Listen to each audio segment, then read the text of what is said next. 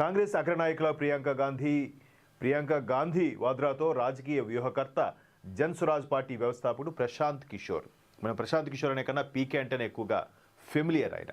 ఎందుకంటే తెలుగు రాష్ట్రాల్లో జగన్మోహన్ రెడ్డి, మాజీ ముఖ్యమంత్రి జగన్మోహన్ రెడ్డి గారికి అలాగే వైసీపీకి 2019కి ముందు వాళ్ళతో పనిచేయడం, దానిపైన చాలా సినిమాలు కూడా వచ్చాయి. సినిమాల్లో ప్రశాంత్ కిషోర్ చూపించారు ఆయన ఎలాగా వైసీపీకి హెల్ప్ చేశారు, ఏ విధమైన స్ట్రాటజీ ప్లే చేశారు, ఎవరెవరు ఏ ఘటనలు జరిగిన తర్వాత సానుభూతి పెరిగి మీకు ముఖ్యమంత్రి పీఠం వస్తుంది అనే విధంగా ఎస్ఎంఎస్లు పెట్టడం, సోషల్ మీడియాను వినియోగించుకోవడం, వాటన్నిటి మీద వ్యూహకర్త. ఈ మధ్యకాలంలో జన్ స్వరాజ్ పార్టీ అంటే జనసేన పార్టీ, మన జేఎస్పీ అంటే అక్కడ జన స్వరాజ్ పార్టీగా బీహార్లో ఒక పార్టీ స్థాపించారు. మొన్న బీహార్ ఎన్నికల్లో గట్టి పోటీ ఇస్తారేమో అనుకున్నాం, బట్ పేలని బాంబులా తుస్సు అనిపించింది.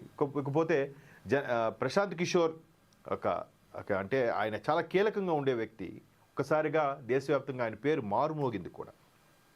అయితే అటువంటి వ్యక్తిని ప్రియాంక గాంధీ ఎందుకు కలిశారు, ఎందుకు ముచ్చటించారనే దాని మీద సర్వత్రా చర్చ జరుగుతుంది. ఇకపోతే ప్రధాన పక్షం, అధికార పక్షం విమర్శ ఏంటంటే రేపు రాబోయే అస్సాం కానీ బెంగాల్ కానీ నెక్స్ట్ ఇయర్ అస్సాం, బెంగాల్ అలాగే తమిళనాడు వీటిలో అసెంబ్లీ సార్వత్రిక ఎన్నికలు జరుగుతున్న నేపథ్యంలో ఎటువంటి స్ట్రాటజీ ప్లే చేయబోతున్నారు, ప్రశాంత్ కిషోర్ గారు ఇకపై కాంగ్రెస్కి పనిచేయబోతున్నారా అనే అంశంలో కొద్దిగా చర్చ జరుగుతుంది. ఇకపోతే తెలంగాణ రాష్ట్ర రాజకీయాలకు వస్తే కాంగ్రెస్ పరంగా సునీల్ కొనుగోలు పనిచేశారన్నట్టు కూడా గతంలో కొన్ని వార్తలు చూసాం 2023 ఎన్నికలకు ముందు.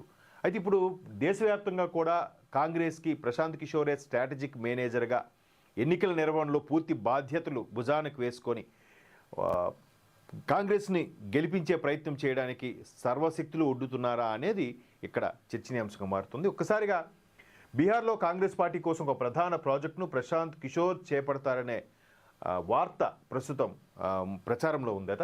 అయితే వచ్చే ఏడాది అసెంబ్లీ ఎన్నికలు జరగనున్న కేరళ, అస్సాం, పశ్చిమ బంగాల్ అలాగే తమిళనాడులో హస్తం పార్టీకే పీకే చేదోడు వాదోడుగా పనిచేసే అవకాశం కనిపిస్తోంది. ప్రశాంత్ కిషోర్ అన్ని వేళలా అన్ని సందర్భాల్లో సక్సీడ్ అయినట్టుగా ఇక్కడ దాఖలాలు లేవు. మేబీ చూద్దాం ఒకసారి. భేటీపై ప్రియాంక గాంధీ ఏమన్నారంటే, ప్రశాంత్ కిషోర్తో భేటీ ప్రియాంక గాంధీ ఇటీవల పార్లమెంట్ శీతాకాల సమావేశాల వేళ మీడియా ప్రశ్నించింది. ఇంతకుముందు చెప్పుకున్నట్టుగానే ఇది కూడా ఒక ప్రశ్నేనా అంటూ ఆమె సమాధానం దాటవేశారు. కేంద్ర ప్రభుత్వం లోక్సభను ఎందుకు పనిచేయనివ్వడం లేదు, సభా కార్యకలాపాలకు పదే అంతరాయం కలుగుతున్నా అక్కడ మీరు అది కదా ప్రశ్నించాలి మీడియా మిత్రులు అని చెప్పి కొంచెం గుర్రుగానే సమాధానం చెప్పారన్నట్టుగా వస్తుంది. ఇకపోతే నాయకత్వంపై పీకే గురి. ప్రశాంత్ కిషోర్ ప్రియాంక గాంధీ సుమారుగా వాళ్ళ నాయనమ్మని పోలి ఉంటారు. ప్రియాంక గాంధీ ఫేస్ కట్స్ కానీ ఆమె బాడీ లాంగ్వేజ్ కానీ ఆమె పనితీరు కానీ ఇందిరాగాంధీ గారిని పోలి ఉంటుంది.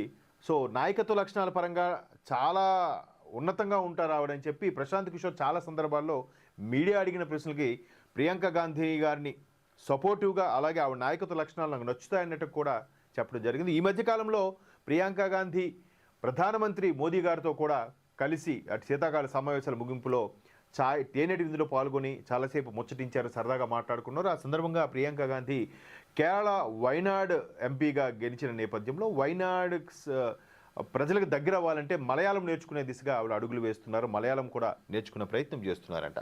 సో కాంగ్రెస్లో ఒక అగ్రనాయకురాలుగా ఇప్పటికే ఎదిగిన ప్రియాంక గాంధీ వాద్రా గారు ఇకపై కీలకమైన విషయాల్లో కూడా చాలా రాజకీయాల్లో కీలకంగా మారబోతున్నారు అనేది కూడా మనం ఇక్కడ చూడొచ్చు. మరోవైపు ప్రశాంత్ కిషోర్కు కాంగ్రెస్ పాటు విపక్ష ఇండియా కూటమిలోని అన్ని పార్టీల అగ్రనేతలతోనూ బలమైన సంబంధాలు ఉన్నాయి. ప్రశాంత్ కిషోర్ ఏదైతే ఎన్డీఏ భాగస్వామ్య పక్షాలు, భాజపా ఎన్డీఏ భాగస్వామ్య పక్షాలు ఉన్నాయో అలాగే కాంగ్రెస్తో కూడిన ఇండియా భాగస్వామ్య పక్షాలు ఉన్నాయి. ఆ ఇండియా భాగస్వామ్య పక్షాల్లో ఏవే ఉన్నాయంటే తమిళనాడు సీఎం స్టాలిన్ అలాగే పశ్చిమ బెంగాల్ సీఎం మమతా బెనర్జీలు కూడా ఆయన సన్నిహితుడే. అంటే ఇండియా కూటమిలో కొన్ని ప్రత్యక్షంగా కొన్ని పరోక్షంగా కూడా ఉన్నాయి. ప్రత్యక్షంగా ఉన్న వాటిలో డిఎంకే కానీ అటు తృణమూల్ కాంగ్రెస్ కానీ ఉన్నాయి. వాటి అధినేతలు అక్కడ దీదీ మమతా బెనర్జీ, ఇక్కడ స్టాలిన్ తమిళనాడు ముఖ్యమంత్రి కూడా ప్రశాంత్ కిషోర్కి చాలా సన్నిహితంగా ఉండే వ్యక్తులన్నట. మొత్తం మీద ఇండియా కూటమి ఎలాగైనా పట్టు సాధించే దిశగా ఈసారి 2026 ఎన్నికల్లో సార్వత్రిక ఎన్నికల్లో కేరళ, అస్సాం, తమిళనాడు, వెస్ట్ బెంగాల్ వీటిలో పట్టు సాధించారు. ఎందుకంటే తమిళనాడు ఎస్పెషల్లీ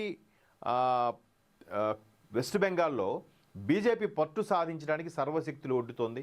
ఇవే కీలకం. కేరళ అంటే పర్వాలేదు, కొంతవరకు మెల్లమెల్లగా ఆక్యుపై చేసే అవకాశం కనిపిస్తుంది. కానీ తమిళనాడులో ప్రాంతీయ పార్టీలు తప్ప జాతీయ పార్టీలకు ఎప్పుడూ అవకాశం ఇవ్వలేదు తమిళ ప్రజలు.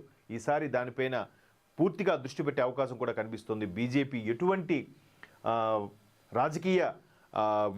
రాజకీయ దాన్ని ఏమంటారు మంచి ప్లాన్స్తో ముందుకెళ్ళబోతుందో మనం నెక్స్ట్ చూడొచ్చు. మొత్తం మీద పీకే గారు అలాగే ప్రియాంక గాంధీ, పీకే అండ్ పీజీ వీళ్ళిద్దరూ కలయిక కూడా సర్వత్రా చర్చనీయాంశంగా మారుతుంది.